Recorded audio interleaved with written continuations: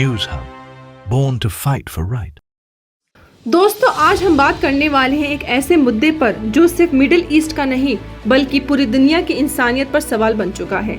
Gaza में हो रहे एक ऐसे क्राइसिस जिसको कई लोग जेनोसाइड कह रहे हैं और सवाल ये है, क्या ये कभी रुकेगा? 2 मार्च 2025 से इजराइल ने गाजा के लोगों पर एक टोटल ब्लॉकेड थोप दिया है। खाना पानी, दवा, फ्यूल्स, टेंट्स, हेल्थ केयर का सामान कुछ भी नहीं जाने दे रहा। रोजाना के एयर स्ट्राइक और ग्राउंड अटैक्स के अलावा ये ब्लॉकेड जानबूझकर किया गया है ताकि भूख, बीमारी और तबाही के जरिए लोगों की मौत हो। इजराइल के सुप्रीम कोर्ट ने भी एड देने की डिमांड को ठुकरा दिया, कह रही है कि ये इलीगल नहीं है, जबकि क्लियरली ये इंटरनेशनल लॉ का वायलेशन है। ये अपर हेड सरकार सिस्टमैटिक एथिक्स क्लींजिंग कर रही है, जैसे साउथ अफ्रीका के व्हाइट रूलर्स भी नहीं कर पाए थे।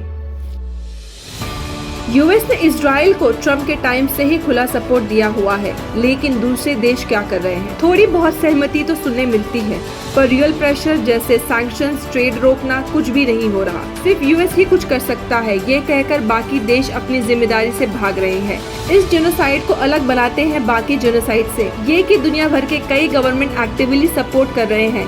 पहले के जेनोसाइड्स में जैसे ईस्ट तिमोर या रवांडा, दुनिया ने बस आंख मूंद दी थी, यहाँ तो खुद हाथ बटा रहे हैं।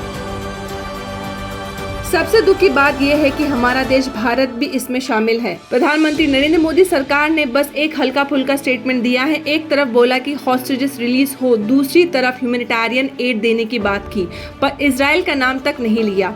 ना वो ये बोलते हैं कि इजराइल ने सीज फायर तोड़ दिया, ना ही जेनोसाइड शब्द का यूज करते हैं। वेस्ट बैंक में अक्टूबर 2023 में अब तक 900 से ज्यादा पैलेस्टीन मार दिए गए हैं। 1,40,000 से ज्यादा लोग अपने घर से बेघर हो चुके हैं, लेकिन भारत एक शब्द नहीं बोलता। नेतन्याहू अपने पॉलिटिकल पावर को बनाए रखने के लिए गाजा में सीज फायर तोड़ चुका है।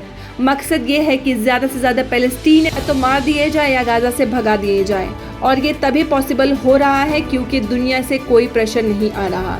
हमास ने कतर और इजिप्ट के मेडिएशन से एक नया प्रपोजल मान लिया है। हर हफ्ते 5 हॉस्टेजेस रिलीज करेंगे, जिसके बदले में 50 दिन के सीज फायर मिलेगा। लेकिन इजराइल ने जो कंडीशन रखी है वो इम्पॉसिबल है। हमास को डिसहार्म करना पड़ेगा, गाजा छोड़ना पड़ेगा और पैलेस्टीनियंस को वॉलंटरी एमिग्रेट करना होगा। ये नेगोशिएशन नहीं, अल्टीमेटम है। इससे पहले गाजा के नॉर्थ को पूरी तरह कंट्रोल करेगा, राफा को एक्सकवेट करेगा और साउथ मिलिट्री में ऑपरेशन करेगा। इजराइल और यूएस कुछ देशों जैसे इंडोनेशिया, सोमालिया, सूडान से बात कर रहे हैं कि गाजा के लोगों को पैसे दे के ले जाएं।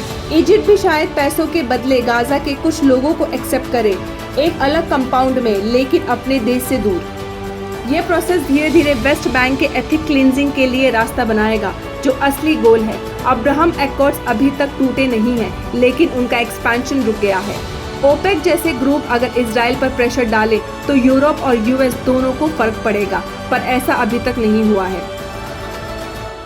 अगर गाजा में होते जा रहे डेथ्स अरब देशों में पब्लिक एंगर को भड़का दे तो ये उनकी सरकारों को मजबूर करेगा ज्यादा कदम उठाने के लिए। ये प्रेशर यूएस और डोनाल्ड ट्रम्प जैसे लीडर्स तक भी जा सकता है। लंबी रेस में उम्मीद की वजह यह है कि पहला, इजराइल के अंदर भी इकोनॉमिक क्राइसिस जैसे ज्यूविश इमिग्रेशन बढ़ रहे हैं। दूसरा, पैलेस्टीनियंस भी एक नए पॉलिटिकल लीडर्स और स्ट्रगल का रास्ता ढूंढ रहे हैं।